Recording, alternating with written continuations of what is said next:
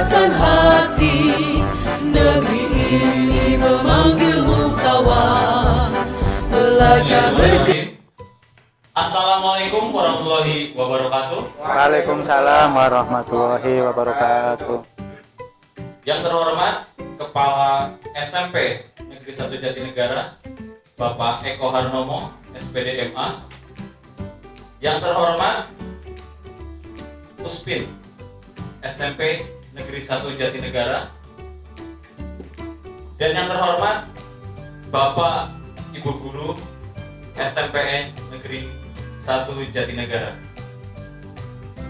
Puji syukur mari kita panjatkan kehadirat Allah Subhanahu wa taala yang telah memberikan rahmat taufik hidayah berupa kesehatan sehingga kita dapat berkumpul pada pagi hari ini dalam acara sosialisasi pendidikan guru penggerak. Sholawat serta salam senantiasa kita tercurahkan kepada Nabi besar Nabi Muhammad SAW, kepada keluarga beliau, para sahabat, serta kaum muslimin muslimat yang senantiasa beristiqomah dalam menjalankan syariat Islam hingga akhir zaman. Hadirin sekalian, adapun susunan acara pada pagi hari ini adalah 1. Pembukaan, 2. Sambutan dari Kepala SMP Negeri 1 Jatinegara. Acara ketiga yaitu acara inti pemaparan pendidikan guru penggerak yang akan disampaikan oleh Bapak Wahyu Galih Maulana MPD dan Bapak Muhammad Tobiin SPD.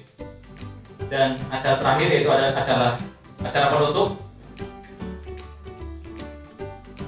Hadirin yang saya hormati, masuk ke dalam acara pertama yaitu pembukaan.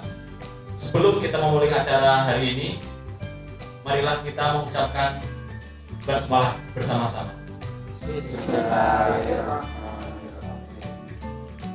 Acara kedua yaitu sambutan dari Kepala SMP Negeri 1 Jatinegara kepada Bapak Eko Harnomo SPD MA. Kami persilakan. Bismillahirrahmanirrahim. Assalamualaikum warahmatullahi wabarakatuh. Waalaikumsalam. Ya, saya hormati staf pimpinan tim yang saya hormati dan Bapak beserta sosialisasi khusus juga teman kita guru penggerak Pak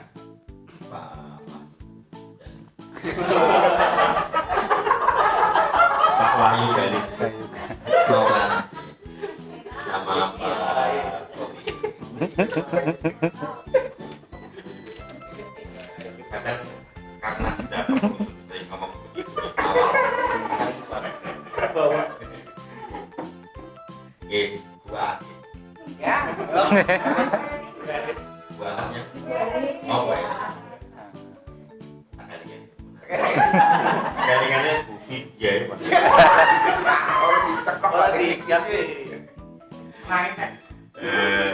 Hari ini merupakan satu karunia dari Allah Subhanahu wa taala ada sosialisasi. Tidak semua sekolah kalau di sekolah tidak ada yang menjadi itu berarti tidak ada Cenderung. Oke, dari kementerian.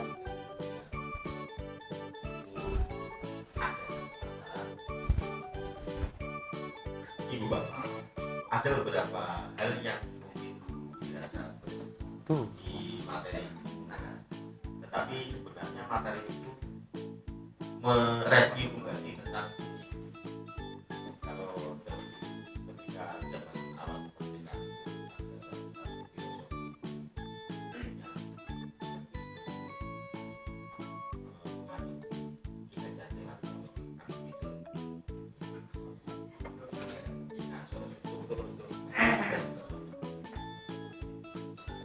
Nah kemudian kalau misalnya filosofi tentang pendidikan itu memang betul-betul dilaksanakan sebenarnya ya itu apalagi di zaman sekarang meskipun itu juga sudah pernah dilakukan dan masih dilakukan sejak usia pendidikan di negara Indonesia, tetapi kadang kita merasa itu hal yang baru karena pengalaman-pengalaman kita yang salah. Hal yang baru itu sudah lama dilakukan karena pengalaman kita yang salah mengakibatkan menurut kita itu adalah siswa itu ketika belajar itu setelah belajar memang siswa kita kalau belajar ya belajar apalagi kalau kawan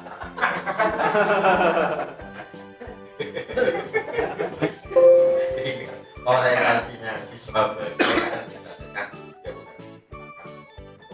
tapi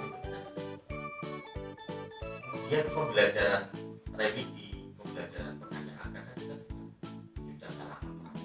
Revisi dilakukan setelah ulangan kemudian dianalisis hasilnya kalau lebih kecil dari ketuntasan yang masih kita kumpulkan itu berarti siswa diadakan revisi. Tapi ya tidak apa-apa ya melalui sosialisasi nanti dari mulai pembinaan ketika kita kecil kita dijawab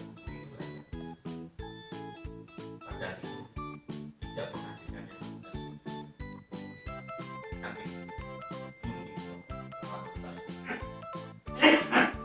saya itu sekolah masuk itu di SMP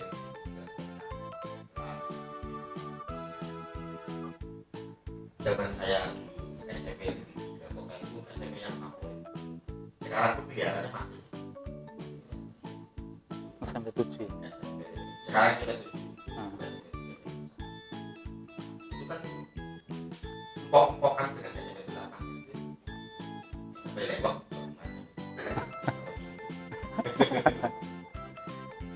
saya kelas 7 waktu itu begitu saya melihat dari WC anak laki-laki nongol begitu ternyata ada yang melempari saya plastik yang kemudian saya bales melempari plastik tapi isinya tidak air, isinya baju sobekan. Airnya di luar gelut ya, SMP 3 sama SMP 7 karena provokatornya saya akhirnya saya dikeluarkan dari SMP kemudian saya masuk SMP 1 baru ya saya alumni SMP 1 ya begitu ya ini dan di SMP 1 Orjo saya dulu kenal yang namanya guru olahraga saya Pak Wahid sekali saya siswa baru tidak membawa kaos tidak boleh ikut olahraga. Justru saya beli es yang ada sedotannya itu pakai plastik, nonton bocah olahraga di bawah pohon sambil tongkrong gitu, langsung dibangun upload itu nggak apa-apa sebenarnya saya biar coba kalau sekarang. Dan satu lagi variasi itu panggil, ya Pak itu guru bahasa Inggris saya, guru bahasa Inggris saya dikeluarkan dari kelas. Dulu di SMP Orjo 1 kan jendelanya ada ke bawah, terus depannya kelas itu ada kursi panjangnya seperti kursi ini. Saya dikeluarkan, saya tidak keluar, tapi saya berbaring di kursi itu sambil kakinya saya nggak merasa kakinya begini, tak nyelempang di dekat jendela ya. Padahal kaos kaki saya bolong, odat dipanggil dijilid Pak Ali Asikin sampai kan. Coba kalau sekarang. Makanya gurunya SMP 1 Orjo yang gurunya saya tidak ada yang tidak mengenal saya, semuanya kenal. Tidak tahu mengapa kenal sama saya, tapi terkenal. Pak Saryono itu juga guru saya, guru Putri, guru saya Pak Hadan,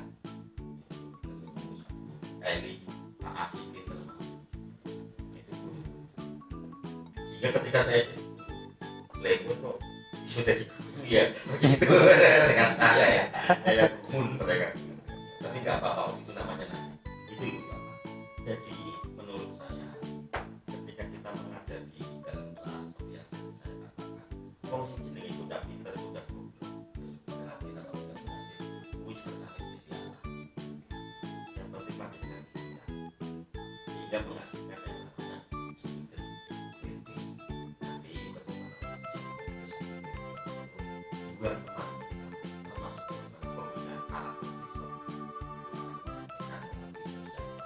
dan implementasi itu dari implementasi yang menggerakkan panjenengan itu fungsi daripada guru.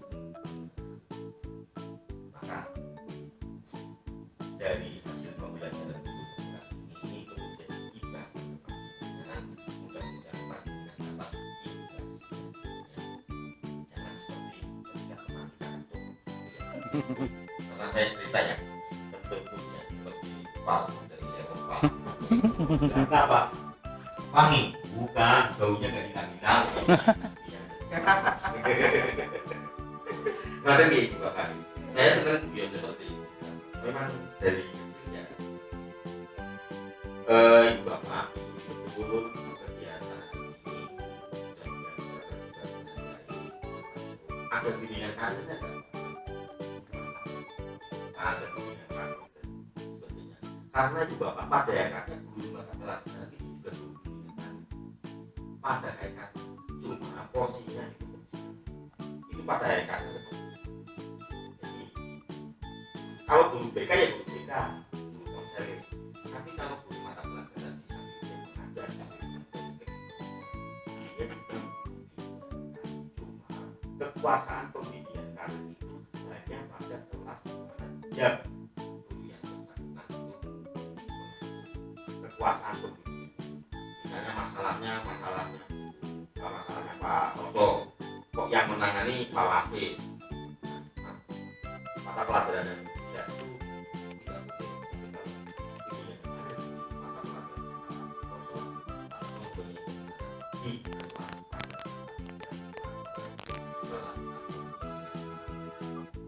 tetapi pembimbingan karir ini tidak diadministrasi tetapi terikut dalam pelaksanaan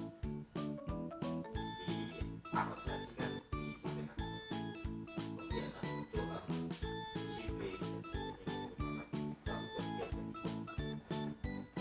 mudah-mudahan kegiatan ini bermanfaat mudah-mudahan bisa mengikuti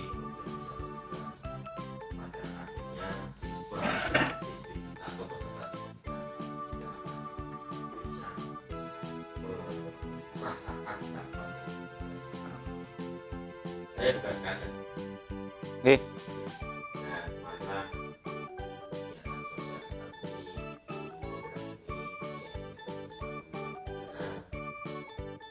sosialisasi selanjutnya mendapat satu baru kali kita awali dengan membuka bersama-sama dengan membaca Bismillahirrahmanirrahim.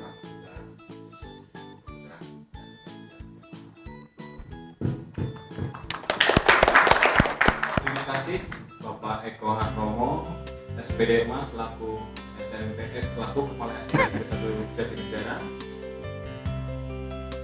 Acara selanjutnya yaitu adalah acara inti, yaitu pemaparan pendidikan guru penggerak yang akan disampaikan oleh Bapak Wahyu Galih Maulana SPD dan Bapak Muhammad Tobiin SPD.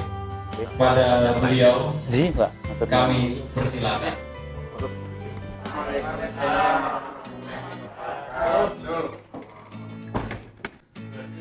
Yang pertama kami Video, Pak. di sini bukan untuk menggurui siswa atau mengajari. Saya dapat ini Sharing. walaupun saya sadari boleh pendidikan guru penggerak itu waktunya 9 bulan. 9 bulan itu terdiri dari 3 modul. Modul pertama itu tentang filosofi kinerja dewasa. Modul kedua tentang RPP Indonesia. Modul ketiga tentang pemanfaatan atau cara menyusun program sumber daya di sekolah. Kemudian ini yang kami paparkan di sini adalah modul 1. Modul 1 ini nanti ada 4 sub modul. Modul 1.1, 1.2, 1.3, 1.4. Kami bagi nanti saya satu segi berapa slide. Kemudian di bulan Oktober sampai Januari ini sampai Februari ini nanti ada jatah untuk mengerjakan modul 1. Modul 1 nanti diakhiri dengan aksi nyata di sini yang kami paparkan berisi teori yang kami pelajari dengan kelompok dan kami bagi dengan kelompok ZGP yang berjalan kelompok lain serta contoh-contoh foto atau video juga bisa dengan aplikasi yang berkaitan dengan modul 1 yang tadi disampaikan.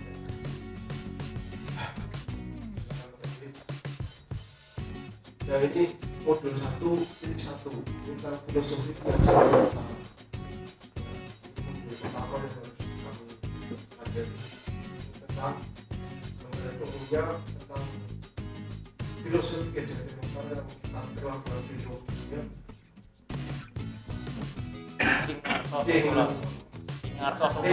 Sung dulu tuh. Ping Madya Mangunkarso. Memberi contoh Menguatkan dorongan. Nah, sebelum kita berbincang tentang filosofinya, nanti kita saksikan dulu tentang video pendidikan zaman kolonial. Kenapa kok harus ada filosofi dan hukum?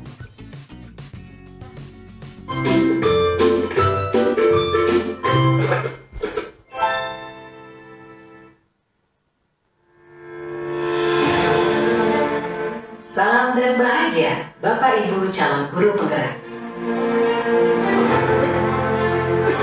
Video ini akan menggambarkan tentang pendidikan zaman kolonial, sekaligus menjadi pengantar bagi Anda untuk berefleksi kembali perjalanan pendidikan Indonesia dari zaman kolonial hingga saat ini.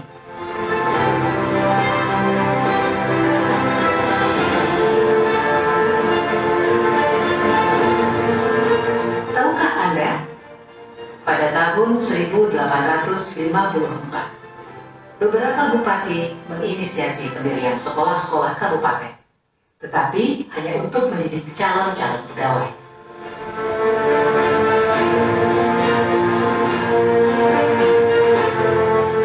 Kemudian tahun yang sama, lahirlah sekolah-sekolah Bumi Putra yang hanya mempunyai 3 kelas.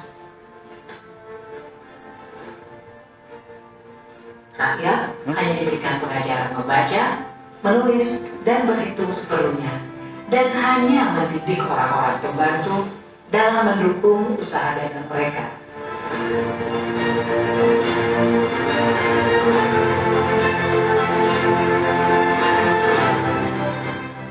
Pemerintah Hindia Belanda memberikan kelonggaran kepada para calon mudir dokter Jawa untuk mendapatkan pendidikan dan pengajaran. Namun, tahukah Anda mengapa?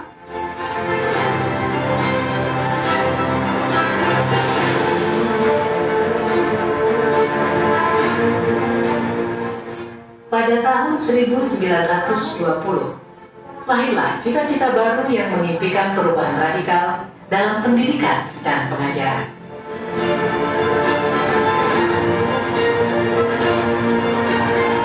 Dan pada tahun 1922, lahirlah Taman Siswa di Yogyakarta sebagai sebuah gerbang emas kemerdekaan dan kebebasan kebudayaan bangsa. Taman Siswa ada sebagai jiwa rakyat untuk merdeka dan bebas.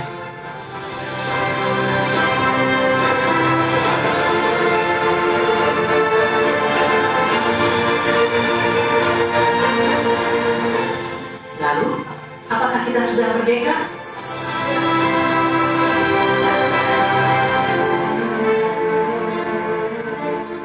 Video ini adalah pengantar menuju video kedua, Filosofi Pendidikan Ki Hajar Dewantara.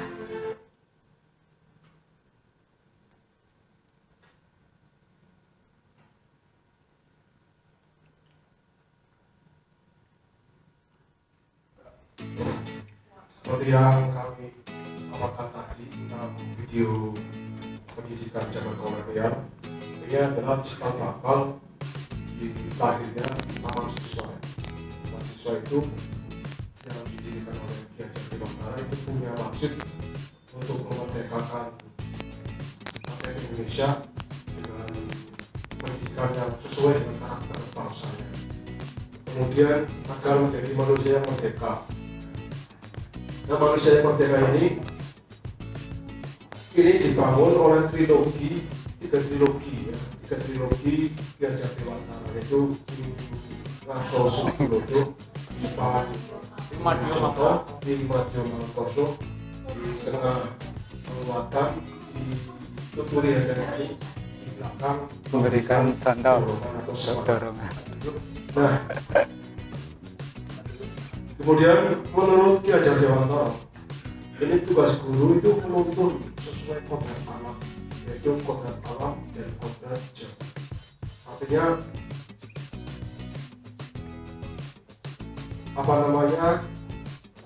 kita tidak bisa memaksakan anak itu belajar sesuai dengan kehendak kita. Jadi kita harus melihat kodrat anak itu sebenarnya seperti apa?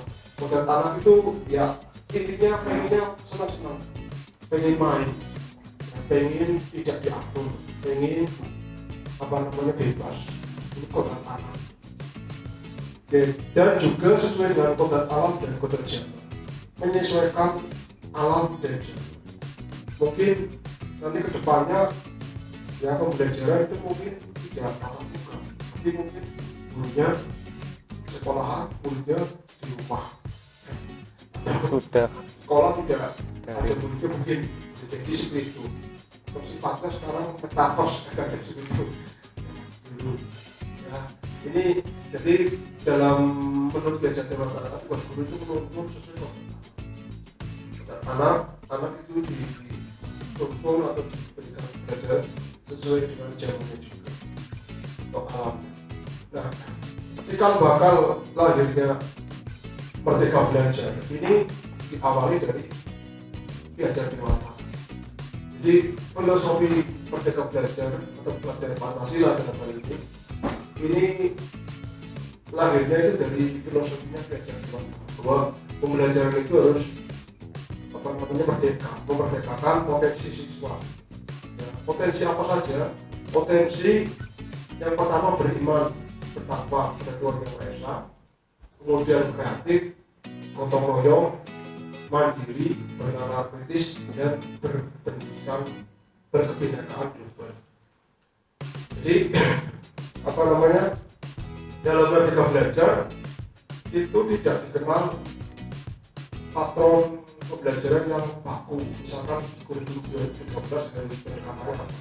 Di Merdeka Belajar ini pendekatannya ya silakan sesuai dengan karakter sekolah, sesuai dengan karakter siswa, ya, kemudian sesuai dengan potensi siswa. Ini filosofi dari Merdeka Belajar.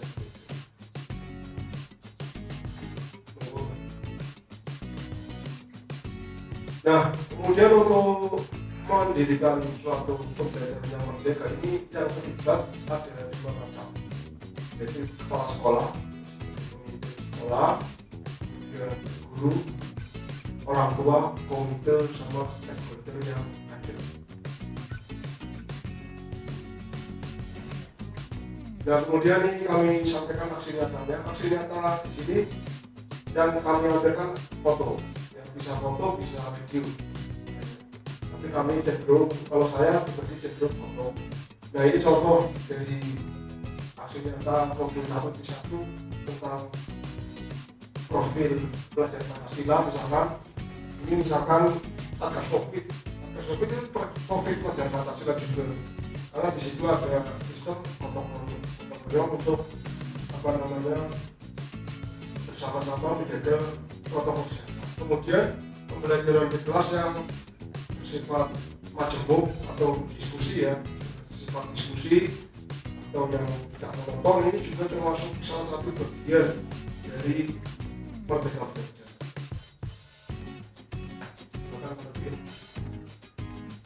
Nah, ini contoh dari Merdeka Belajar Pak Kofikin di dalam kelas ya, di sebelah kiri ya.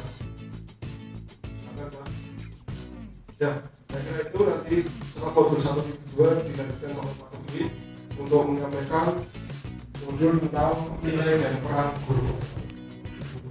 Oke, Assalamualaikum warahmatullahi wabarakatuh. Kayaknya kurang semangat nih Bapak Ibu. Sekali lagi. Assalamualaikum warahmatullahi wabarakatuh. Oke, terima kasih atas semangatnya. Yang pertama saya ucapkan terima kasih karena sudah menyempatkan waktunya datang ke sini, yang harusnya mengajar, rela meninggalkan itu sementara untuk acara ini. Mudah-mudahan akan dibalas oleh Allah Subhanahu wa taala. Amin ya rabbal alamin. Sekali lagi, saya dengan Pak Wahyu Gali tidak berniat untuk menggurui, tetapi kami hanya sekedar sharing pengalaman kami di pendidikan guru penggerak ini. Sangat luar biasa guru penggerak di sini Bapak Ibu. Kalau kita bisa benar-benar mengaplikasikannya, insya Allah akan terjadi perubahan bukan hanya diri kita, tetapi lingkungan kita juga akan berubah. Kemudian saya menambahkan untuk yang tadi, yang tentang menuntun. Jadi anak itu ibaratnya sebuah padi.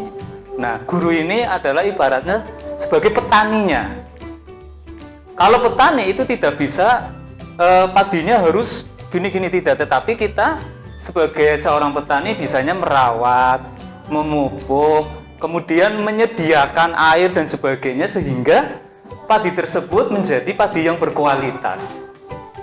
Nah, bagaimana kalau misalkan bibit ya atau siswanya itu bagus sekali, tetapi ternyata lingkungan, kemudian cara kita menanam, cara kita mengemas dan sebagainya tidak baik, hasilnya juga tidak maksimal.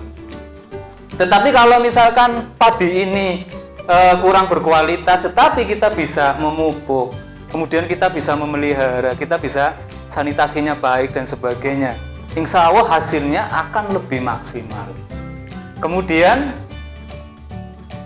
untuk kodrat alam ini berarti anak menyesuaikan kondisi alam. Misalkan di pegunungan seperti apa, berbeda dengan anak-anak yang di pesisir pantai.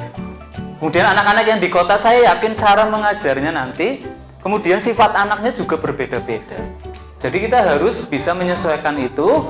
Kemudian zaman, mungkin kita ketika sekolah belum ada HP, tetapi sekarang HP itu sudah menjadi barang seperti barang biasa, bukan barang mewah lagi, semuanya pasti memiliki. Nah, maksudnya sekarang ada TikTok, kemudian ada YouTube, kemudian ada IG, Facebook dan lain sebagainya. Anak-anak lebih senang seperti itu. Kalau kita memaksakan anak-anak tidak boleh mengikuti ini, malah anak-anak itu memberontak. Nah, kalau bisa, ini sharing saya sendiri, kita aplikasikan itu ke dalam pembelajaran kalau bisa. Kita gunakan TikTok, kita gunakan YouTube untuk pembelajaran dan sebagainya. Insya Allah anak-anak itu lebih tertarik karena sekarang zamannya zaman internet. Kemudian aksi nyatanya ya kami tidak bisa melampirkan satu persatu karena waktunya pasti tidak cukup. Hanya contoh saja tadi Pak Gali yang berada di depan, kemudian saya yang berada di kelas, itu adalah salah satu contoh kami. Kemudian di dalamnya juga kami mengajarkan tentang filosofi Ki Hajar Dewantara ini. Oke, next lanjut. Yang selanjutnya adalah tentang peran dan nilai-nilai guru penggerak. Saya yakin mungkin ketika nanti saya bercerita, nanti ada, saya sudah melakukan ini. Ternyata sudah, nah. Tetapi yang belum yang mana, nanti kita akan tahu. Yang pertama, perannya menjadi pemimpin pembelajaran. Maksudnya apa? Kita akan bisa mengkondisikan siswa dengan baik sesuai dengan anak-anak itu belajarnya bagaimana, gaya belajarnya seperti apa. Kadang kita menemui anak yang senangnya riwa-riwi, itu berarti anak yang bergaya kinestetik. Kemudian ada anak yang ngomong terus dan sebagainya. Jadi kita bisa mengemas pembelajaran tersebut sesuai dengan gaya belajar anak. Kemudian menggerakkan komunitas praktis ini seperti NGNP. Kemudian komunitas-komunitas yang lain. Kemudian menjadi coach bagi guru lain. Maksudnya kita bisa mengajarkan, bukan mengajarkan ya, kita sharing. Seperti ini juga saya sharing. Kemudian kita sharing tentang, oh ini cara ngetiknya di Word, ini cara ngetik di Excel, dan sebagainya. Itu juga coach. Kemudian kita bercerita, contohnya Pak Roso menjelaskan tentang kurikulum, itu juga coach. Jadi coaching atau kita sharing kepada temannya. Untuk coach ini, saya ada satu kata yang benar-benar masih saya ingat sampai sekarang. Jangan menunggu kita pinter, jangan menunggu kita ilmunya baik, baru kita membagikan pada orang lain. Tetapi bagaimana kita membagikan dari apa yang kita bisa.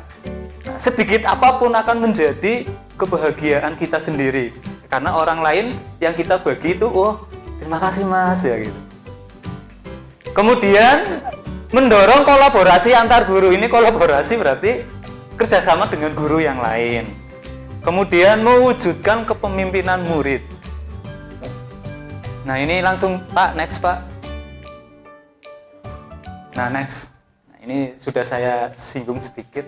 Nilai guru penggerak atau kita sebagai guru harusnya bagaimana? Yang pertama, mandiri, reflektif, kolaboratif, inovatif, berpihak pada murid.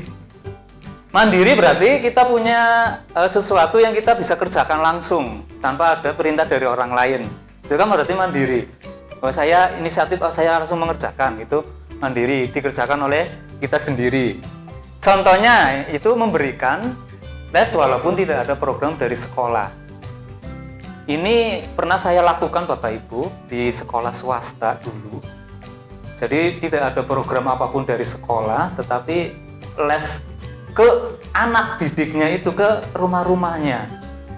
1, 2, tujuannya adalah yang pertama silaturahim, kemudian yang kedua kita bisa kenalan dengan orang tua.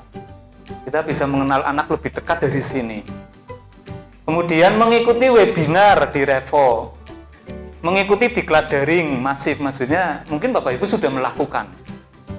Kayak kemarin ada dari mana, PGRI atau mana ya, saya lupa. Itu jadi kita sudah melakukan sebenarnya. Kemudian mengikuti pelatihan online Google Master Trainer. Ini yang kemarin ada Bu Ap, kemudian Bu siapa ya, yang bareng dengan saya itu. Kemudian mengikuti bimbingan online terstruktur menggunakan belajar ID. Ini yang kemarin seperti yang di SIM PKB itu, yang tentang AKM. Nah ini salah satunya. Reflektif itu artinya kita sudah memberikan, kita analisa, kemudian kelemahannya apa, yang harus kita perbaiki bagaimana. Itu reflektif. Ini yang tadi disampaikan oleh Pak Kepala Sekolah. Remedi ini sebenarnya bagaimana? Yang benar gimana Pak Roso? Seperti yang Pak Eko sampaikan tadi ya. Kalau benar-benar mengikuti prosedur yang ada, memang seperti itu. Setiap ulangan harian kita harus ada remedi. Tetapi memang pada kenyataannya kita remedi biasanya setelah PTS atau PAS. Mungkin ada guru yang setelah ulangan langsung remedi juga ada. Ada ya. Saya juga setelah ulangan biasanya remedi. Kemudian perbaikan apapun tentang pembelajaran, tentang diri kita dan sebagainya. Kemudian kolaborasi. Nah ini kolaborasi bisa yang pertama home visit kepada orang tua wali. Ini sudah kita laksanakan. Kemudian sharing kemajuan dan program sekolah dengan komite sekolah. Ini dari Pak Mahfur juga sudah sharing dengan komite sekolah. Kemudian kolaborasi dengan puskesmas. Nah, tapi selama pandemi ini kesini paling untuk vaksin gitu. Vaksin. Kalau mengisi materi kemarin sudah pas Satgas Covid sama kader kesehatan itu sudah mengisi. Kemudian kolaborasi dengan itu apa BPPD yang dulu pernah kami lakukan tentang bencana. Kemudian ada kolaborasi dengan Polsek tentang bahaya rokok dan narkoba. Ya. Kemudian lanjut pembuatan tim Satgas Covid, nah, dan kader kesehatan remaja di sekolah kita. Lanjut, inovasi ini berarti kita sudah melaksanakan, kemudian kita pengen melakukan hal yang lain yang berbeda, itu inovasi. Contohnya satu, membuat evaluasi yang menarik yang berbasis Google Forms. Membuat roket air ini teman kita yang SD itu, yang dari IPA. Mungkin Pak Gali juga bisa ini. Membuat kartu hitung bilangan bulat dan aljabar. Ini yang saya lakukan. Namanya albar itu, alat berhitung. Bisa aljabar, bisa bilangan bulat. Anak-anak itu lebih tertarik. Ada tanda plus, ada min, ada warna-warni gitu. Kemudian membuat artikel pendidikan melalui radar dan sebagainya. Ini bisa jurnal, bisa apapun. Lanjut Pak. Berpihak pada murid ketika pembelajaran, peserta didik dibebaskan mencari sumber. Nah ini maksudnya yang saya terapkan di sekolah, boleh membawa HP. Kemudian anak-anak silakan mencari sumber apapun. Kemudian silakan manfaatkan, boleh menyetel YouTube tersebut. Ya, jadi kita bebaskan anak-anak selama masih dalam batas kewajaran. Kalau musiknya terlalu keras ya kami larang. Anak-anak kan lebih semangat, oh iya boleh Pak, ini boleh silakan. Nah, karena kita tidak bisa lari dari teknologi. Apalagi anak-anak sangat seneng, wah ketika nyetel YouTube, ada TikTokan, gimana itu, wah anak-anak benar-benar seneng di situ. Lanjut Pak. Nah ini aksi nyatanya Pak Gali ini. Ini motong apa ini? Sapi. Kayak apa nih? Ini tahun berapa Pak Gali ini?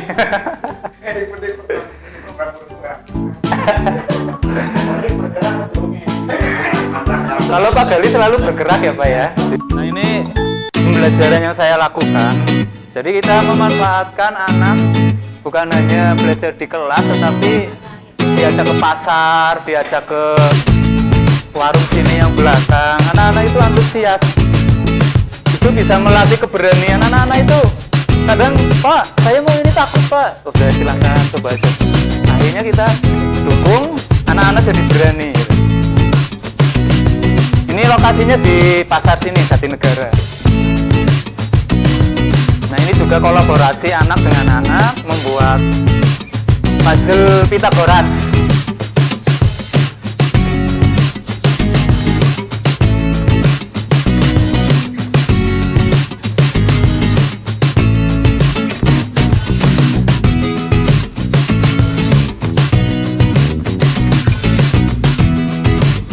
Setelah itu dipresentasikan saya.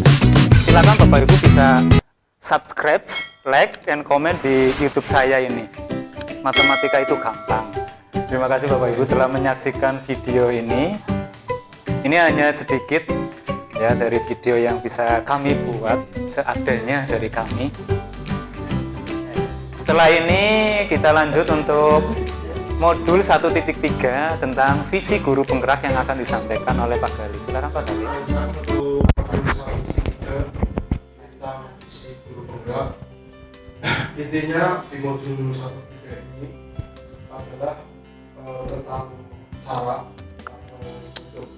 untuk membuat suatu visi sekolah dan visi sekolah dengan memanfaatkan kekuatan yang ada di sekolah.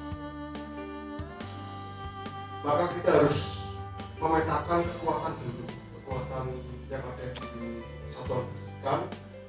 Secara umum kekuatan itu ada dua macam, yaitu kekuatan biotik dan abiotik, yaitu kekuatan hidup yang memang hidup seperti guru, siswa itu abiotik ya, kemudian abiotik yaitu berupa sarana pendukungnya atau sarana ya.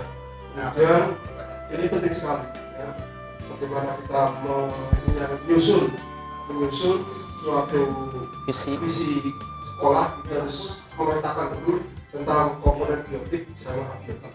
Ini contoh komponen biotik sekolah yaitu pendidik atau guru, peserta didik, kepala sekolah, dan tata jawab. Komponen abiotiknya cenderung ke sarana prasarana sekolah ini yang nanti juga vital. Tunggu Pak. Nah, kekuatan guru ini yang harus dibangun.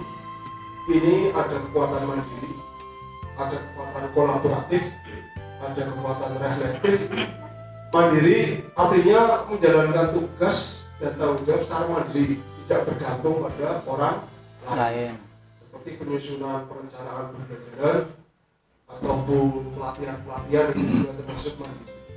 Kolaboratif artinya bekerja sama dengan pihak lain atau stakeholder lain yang dapat mencapai tujuan pembelajaran. Reflektif artinya dapat memaknai pengalaman yang terjadi sebelumnya, baik yang terjadi pada diri sendiri dan orang lain. Silakan Pak. Inovatif, nah ini inovatornya guru itu dapat memiliki gagasan baru untuk mengembangkan kegiatan pembelajaran yang ada di kelas maupun di sekolah. Kemudian yang kelima, berpihak pada murid, artinya setiap pembelajaran dan pelayanan itu harus diusahakan ke siswa, ya, pelayanan pembelajaran juga harus disiapkan juga ke siswa. Silakan Pak. Nah, kekuatan peserta didik. Kekuatan peserta didik ada 3. Sini yang pertama mandiri, kolaboratif, dan kreatif. Mandiri di sini artinya siswa itu diharapkan mampu belajar secara mandiri sesuai dengan arahan guru, ya, tidak bergantung pada guru. Kemudian kolaboratif artinya dapat bekerja sama dengan teman lain dan melaksanakan tugasnya pada saat pembelajaran. Kreatif artinya di sini yaitu memiliki kemampuan berkreasi dalam mengerjakan tugas pembelajaran. Nah, kemudian komponen eksternal ini ada 2 juga, yaitu biotik sama abiotik. Komponen eksternal biotik yaitu komite, karena di luar ya, di luar Sekolah. sekolah, pengawas juga di luar sekolah, tokoh masyarakat juga di luar sekolah, serta ikatan alumni. Ini jika dikembangkan atau dirangkul juga menjadi kekuatan juga. Seperti yang sudah dikerjakan oleh Bupati yang dulu sama yang sekarang, Pak Eko juga merangkul 4 komponen tadi. Kemudian komponen eksternal abiotik juga dari BOS. BOS itu komponen abiotik, tidak hidup tapi dari di luar sekolah atau di luar satuan pendidikan. Tanpa ini ya nanti tidak akan jalan suatu program. Kemudian bantuan dana dari badan usaha atau CSR ya, ini kemudian bantuan dari komite sekolah ini.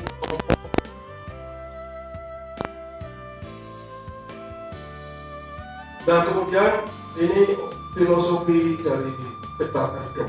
Drucker tentang kepemimpinan. Tugas kepemimpinan itu sebenarnya menciptakan keselarasan kekuatan. Jadi yang dipandang itu kekuatannya, bukan kelemahan setiap individu. Tugas pemimpin adalah menciptakan keselarasan kekuatan, bukan kelemahannya.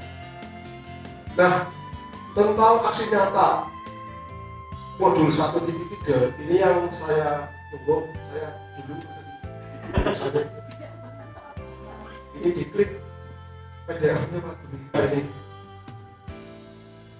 Ini namanya inquiry apresiatif untuk membangun visi dan misi sekolah, itu dengan metode Berger. Apa itu Berger?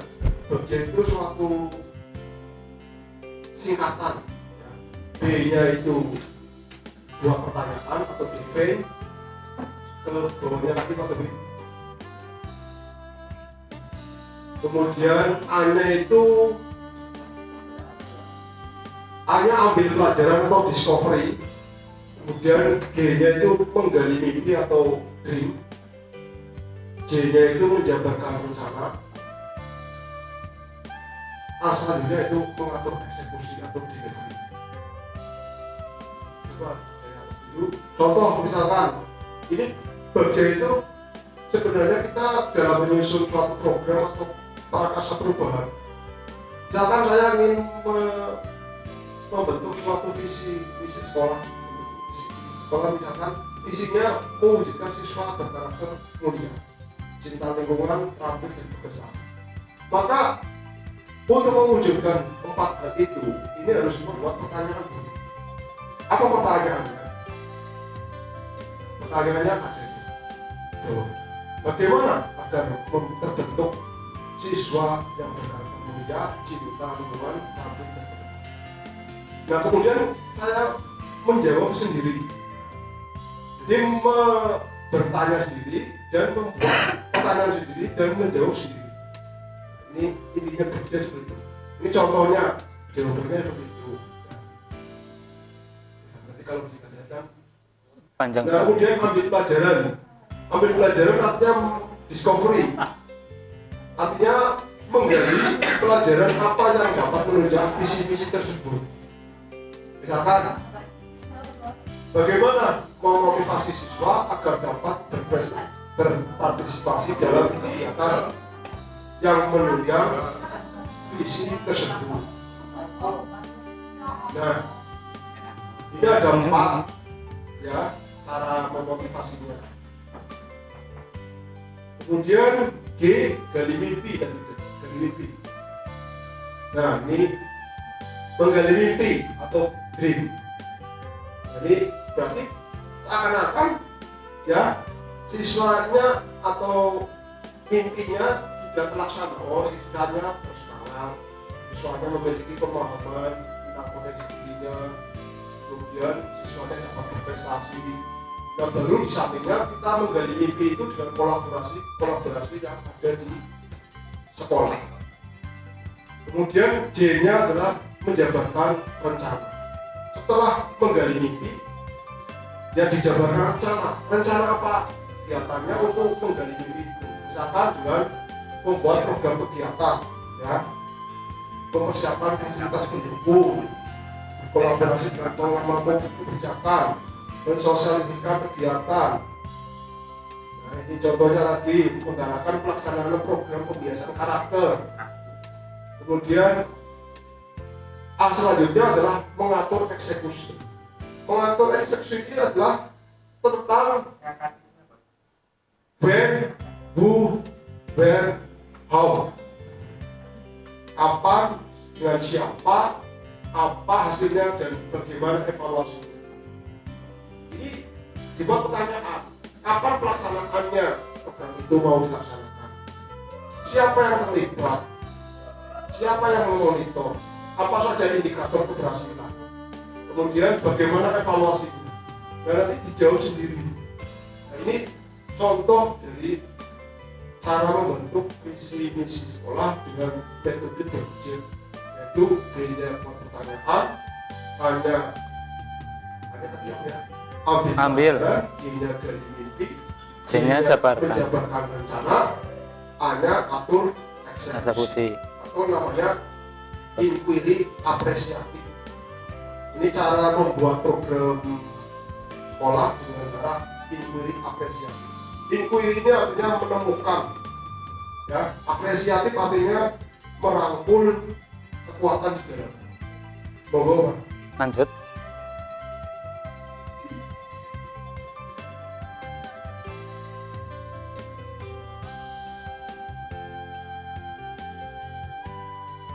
Ya, kemudian ini contoh nyata dari atau ini ya clear working ya, menggunakan Canva itu. Saya nggak bisa Canva. Jadi saya misalnya Pak Dogi bisa Canva ya cepat. Ini contoh. Kemudian, nah ini contoh pemetaan kekuatan. Nah, contoh lagi ini inquiry apresiatifnya Pak Dogi ini. Hampir sama Pak, nggak usah sama. Satu lagi. Ya, inilah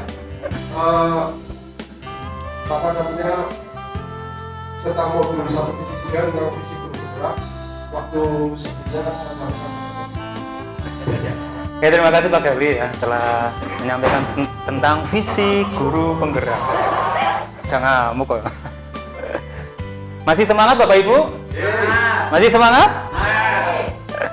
Ya, untuk visi guru penggerak tadi sudah di galeri walking. Nah ini kami mendapatkan ilmu baru tentang Canva ya.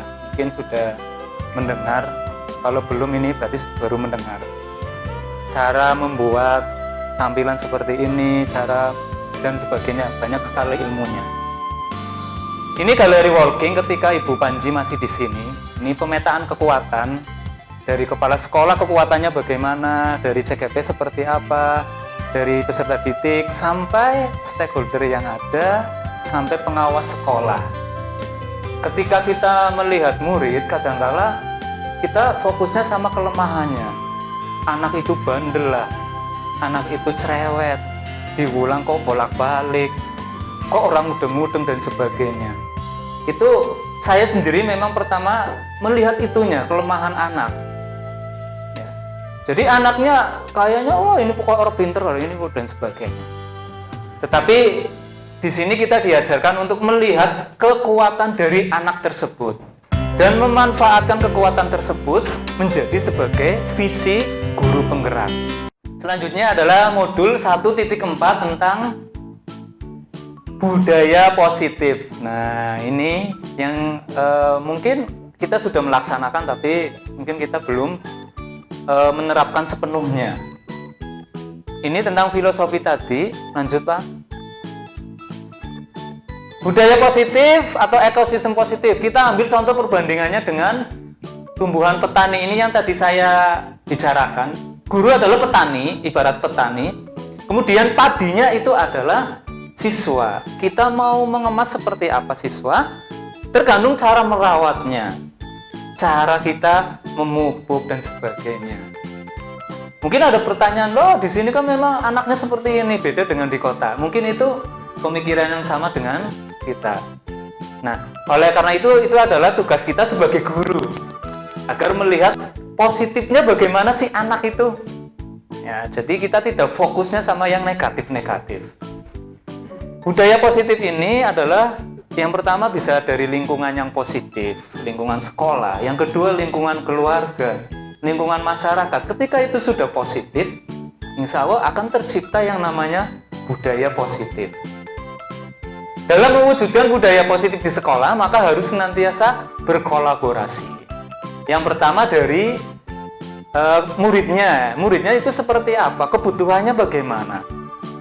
Karena mungkin di sini anaknya bandel, sering jelalatan, tetapi mungkin di rumah mereka itu broken home, kurang kasih sayang. Jadi kita tidak bisa menghakimi langsung anak ini bandel, anak ini. Nah, jadi kita tahu kebutuhan anak ini seperti apa sih sebenarnya. Apa harus dibelai dulu atau harus bagaimana? Kita harus tahu sebagai guru. Nah, kalau urusan membelai Bu Umi mungkin ya, karena kayaknya Bu Umi orangnya lembut, baik hati, dan penuh dengan kesabaran, tidak sombong, suka menabung lagi. Lanjut. Tadi Pak, yang tadi Pak. Yang sebelumnya ya. Merancang dan menerapkan. Nah, jadi ketika sudah kita tahu kebutuhan murid seperti apa, baru kita rancang kesepakatan budaya positif, kesepakatan kelas. Bapak Ibu ada yang masuk ke kelas 8F, 8G, 8D, kemudian 7F,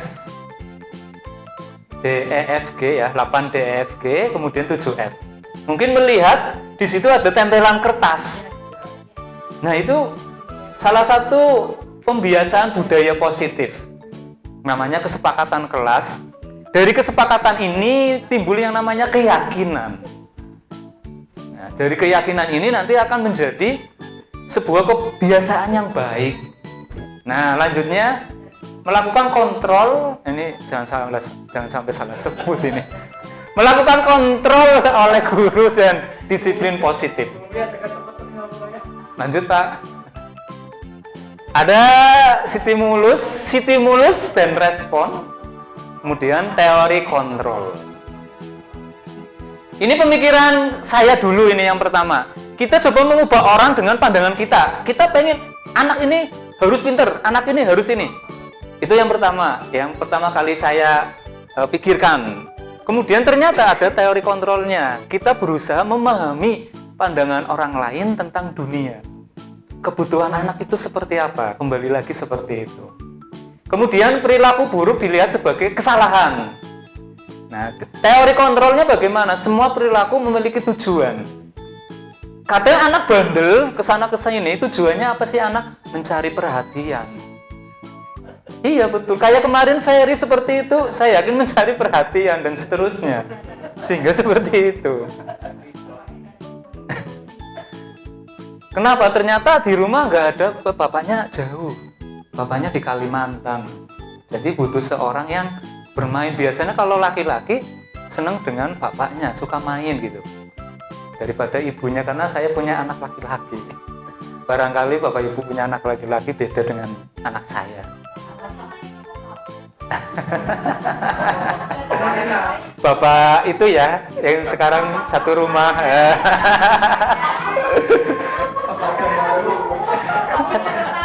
Bapaknya orang lain. Bapak Sandi. Sekarang pinter karena gaulnya sama bapak-bapak. Lanjut, orang lain bisa mengontrol saya. Ya, ternyata di teori kontrol hanya Anda yang bisa mengontrol diri kita sendiri, bukan orang lain. Kenapa? Kalau kita mengontrol orang lain, belum tentu 1 bulan, 2 bulan, 3 bulan akan mengikuti kita. Kadangkala nanti ya wis kalian gitu.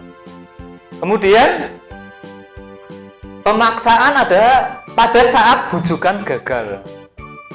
Ternyata teori kontrolnya kolaborasi dan konsensus menciptakan pilihan-pilihan. Jadi anak itu berusaha menemukan solusi sendiri dengan pemikiran dibantu dengan kita agar menemukan solusi. Solusi ini nantinya tidak hanya bertahan 1-2 minggu, tapi bisa bertahan lebih lama. Oke, lanjut Pak. Merdeka. Merdeka menurut Ki Hajar Dewantara, merdeka itu tidak hanya terlepas dari perintah, akan tetapi juga cakap dalam memerintah diri sendiri. Jadi ternyata diri sendiri itu harus benar-benar kita bisa olah dari emosi, dari kita memandang orang lain. Karena kita memandang orang lain dari sudut mata, dari mata kita, baik atau buruknya dari kita sendiri. Nah, ada kata-kata ketika kita memandang orang lain jelek, ya dari kacamata kita jelek, maka orang lain itu terlihat jelek semua. Tetapi kalau kacamata kita positif, insya Allah saya lihat Pak Roso baik orangnya, Bu Aan, ya Bu Elis, Bu Naf, semuanya, ya baik semuanya, ya tidak ada yang tidak baik. Pak Gali. Lanjut Pak. Budaya positif itu dari yang pertama lingkungan yang positif, kemudian peraturan kelas sehingga terbentuk keyakinan kelas. Lanjut Pak. Ini loh yang saya tempel di kelas-kelas. Ini yang pertama, lanjut Pak. Next. Ya ini. Ini kesepakatan kami buat dengan siswa. Siswa mau apa? Saya pengen kelas seperti apa? Bagaimana harapan anak itu terhadap gurunya dan sebagainya. Silakan ya, nanti bisa barangkali mau mencoba silakan. Kemudian dari kesepakatan kelas ini anak-anak menempelkan di kertas tersebut, kemudian disepakati kelas. Setelah disepakati kelas, ditandatangani guru dengan siswa-siswa. Dari kesepakatan kelas ini akan muncul keyakinan kelas ini, jagalah kebersihan dan sebagainya. Nanti ini terkait dengan cara penanganan, ini mungkin ilmu BK ya. Ilmu BK ada di situ. Lanjut Pak.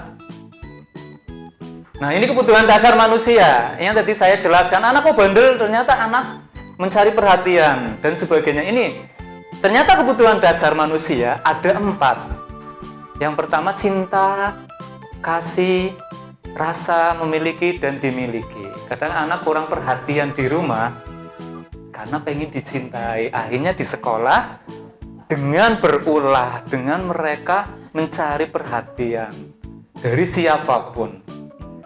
Mungkin pertama kita kesel, bocah kok kayak gitu terus ya. Tetapi ternyata diselidiki anaknya kurang perhatian.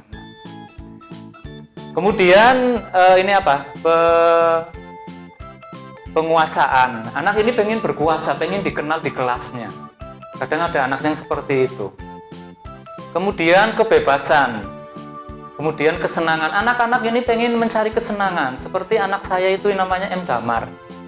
Sering bolos dan sebagainya. Ketika saya tanya, ternyata dia pengen bebas. Dan kesenangan, ya, kesenangan dan kebebasan. Lanjut Pak. Restitusi yang disebut dengan 5 posisi kontrol. Ini nanti Bapak Ibu, ini nanti kita akan tahu kita di sebelah mana sih, kita menjadi orang yang keberapa. Karena ada 5 posisi kita sebagai guru. Yang pertama penghukum. Guru yang penghukum itu biasanya nadanya keras. Contohnya ini, patuhi aturan saya atau awas, ya, kamu tidak naik kelas nanti. Gitu. Itu penghukum, guru yang penghukum seperti itu.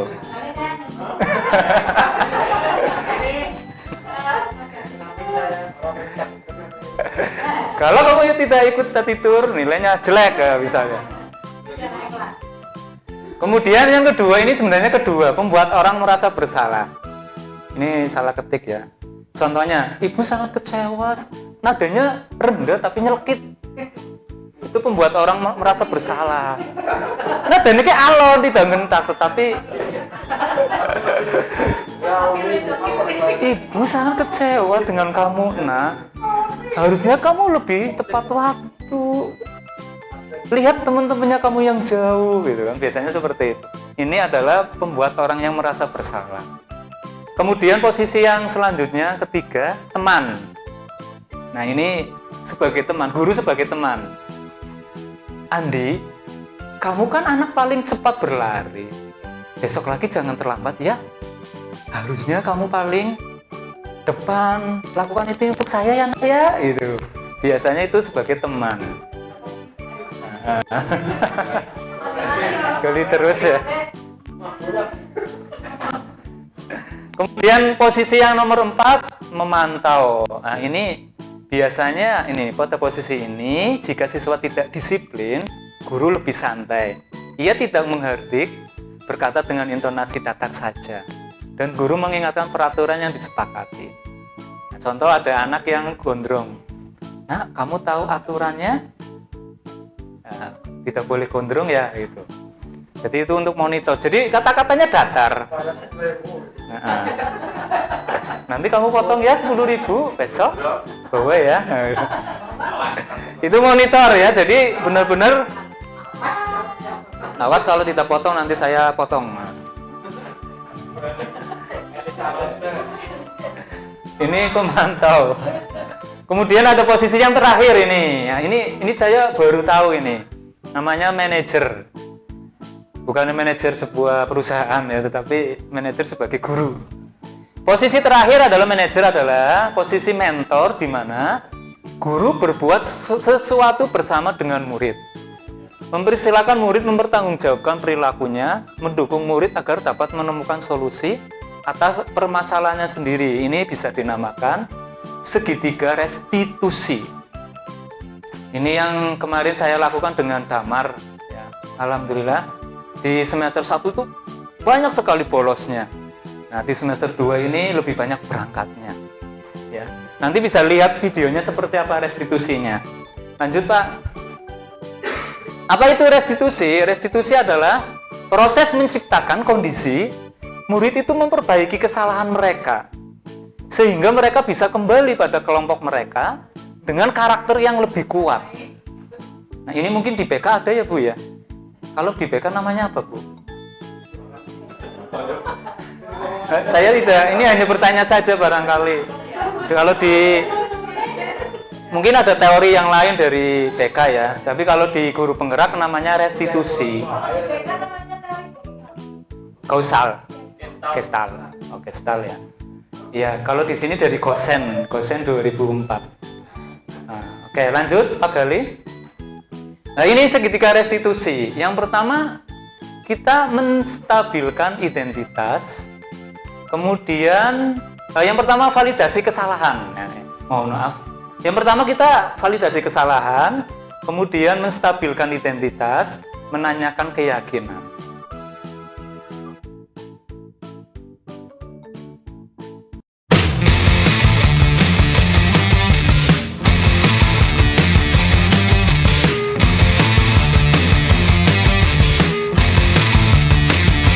Kali ini kita akan mempraktekkan segitiga restitusi.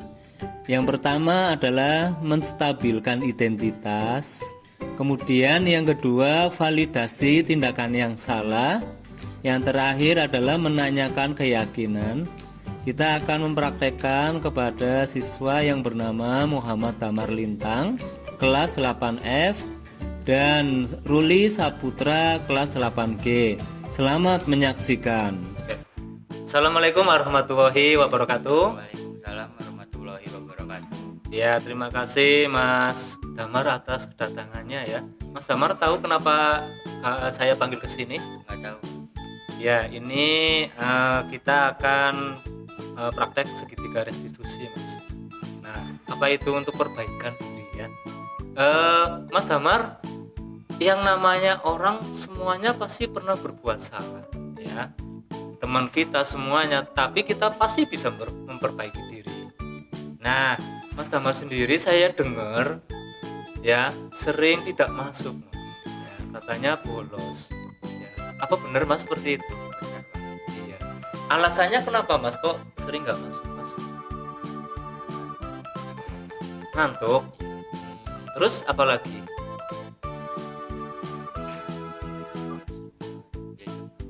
Oh, diajak teman. Terus selain ngantuk diajak teman apa lagi? Ada lagi nggak? Sudah? Oh ya. Oke. Mas Damar sendiri cita-citanya apa Mas? Mau jadi seperti apa? Menjadi ustadz? Iya. Kira-kira kalau jadi ustadz orangnya harus gimana? Harus rajin ya. Oke, rajin belajar, rajin yang lain ya. Kemudian apa lagi Mas? Selain rajin, disiplin, ya. Kira-kira kalau Mas Damar masih seperti itu ya, masih bolos, kemudian sering nggak masuk, kira-kira bisa menjadi ustadz nggak nantinya? Bisa ya?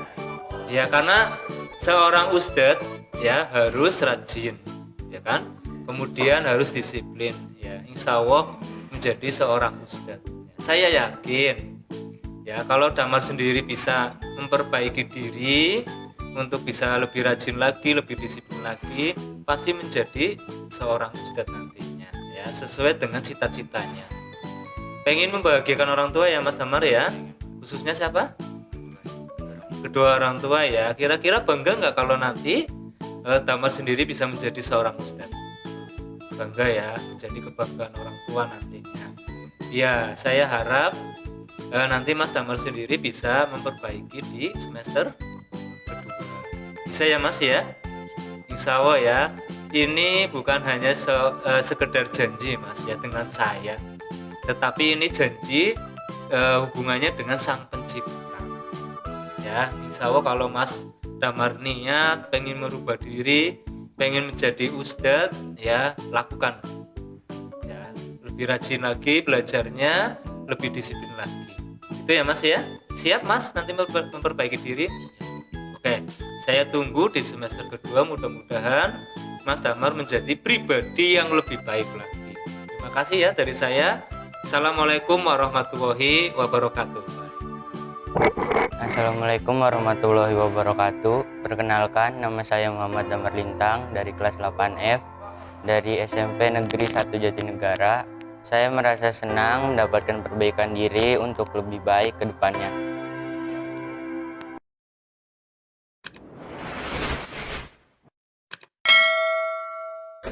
Oke, itu memang kasus nyata. Ini adalah kasus nyata, contoh nyata dari anak kita yang benar-benar memang membolos anaknya. Ya, saya sendiri tidak membuat-buat, tetapi memang benar-benar ini saya lakukan di akhir semester karena dilihat perkembangannya tidak membaik, akhirnya kami lakukan segitiga restitusi. Alhamdulillah sekarang sudah berangkat terus. Mudah-mudahan nanti kita bisa mencontohkan, karena emang anak kalau dikerasin biasanya malah tambah melunjak.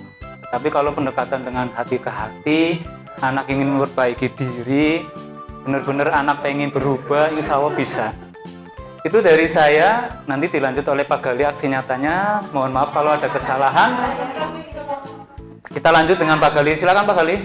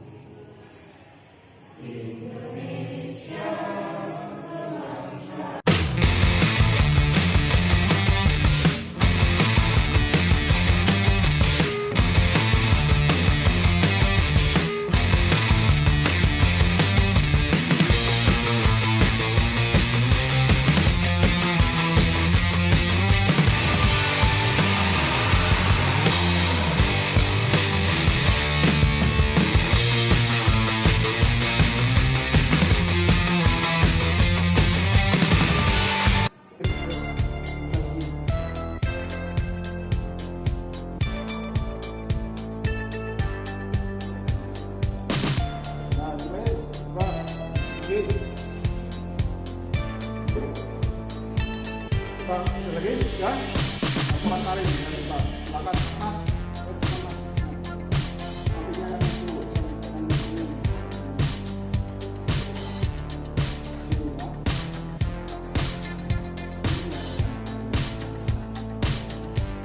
Nanti kalau sudah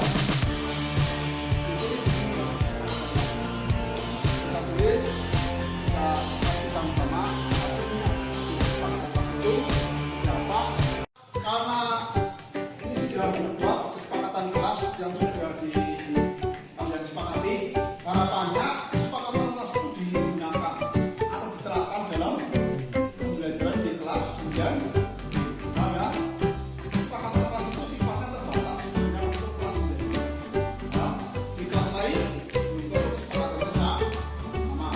Nah, tapi intinya satu, kesepakatan kelas itu intinya yang membangun budaya yang positif, budaya yang positif, dan budaya yang atau langkah-langkah karakter yang positif, ya, tidak menyimpang, tapi bagus, positif bagi kalian dan selama belajar. Baik, terima kasih banyak. Kalau kita buat kesempatan di sini, baik, marilah kita Oke, ya itu adalah aksi nyata dari kami berdua ya, dari Pak Gali dan kami. Sebelum kita akhiri untuk pertemuan hari ini, apakah ada pertanyaan dari Bapak Ibu? Silakan kita buka untuk sesi pertanyaan. Ada Bapak Ibu? Kalau tidak ada, Pak Gali ada yang mau disampaikan? Ya, pesan dari saya sendiri, insya Allah ya, dengan adanya guru penggerak ini, kita bisa tahu yang namanya budaya positif, kita bisa mengenal anak-anak, kekuatan anak seperti apa. Kita tidak memandang anak secara negatif, tetapi kita memandang anak dengan kekuatan-kekuatan yang ada.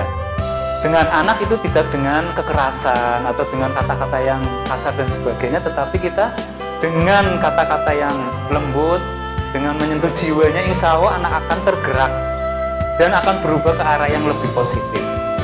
Itu dari kami. Pak Gali ada tambahan? Enggak ada. Oke, terima kasih. Kalau itu saja dari kami. Terima kasih atas waktunya. Sekali lagi mohon maaf kalau ada kesalahan. Kami akhiri. Wallahul muwaffiq ila aqwamit thoriq. Wassalamualaikum warahmatullahi wabarakatuh. Terima kasih atas pemaparannya tentang pendidikan guru penggerak. Saya ucapkan terima kasih untuk Bapak Wahyu Gali Maulana MPD dan Bapak Muhammad Taufiin SPD. Semoga bermanfaat bagi kita semua dan berkah bagi kita semua dan bisa dilaksanakan. Amin. Hadirin yang saya hormati, rangkaian acara telah kita lalui bersama. Acara terakhir yaitu penutup. Untuk menutup acara ini, marilah kita sama-sama mengucapkan alhamdulillah. Alhamdulillahirobbilalamin. Saya selaku membawa acara mengucapkan terima kasih atas perhatiannya. Mohon maaf bila ada kata-kata atau perbuatan yang kurang berkenan, baik disengaja maupun tidak disengaja. Terima kasih. Wabillahi taufiq wal hidayah. Wassalamualaikum warahmatullahi wabarakatuh. Waalaikumsalam warahmatullahi wabarakatuh.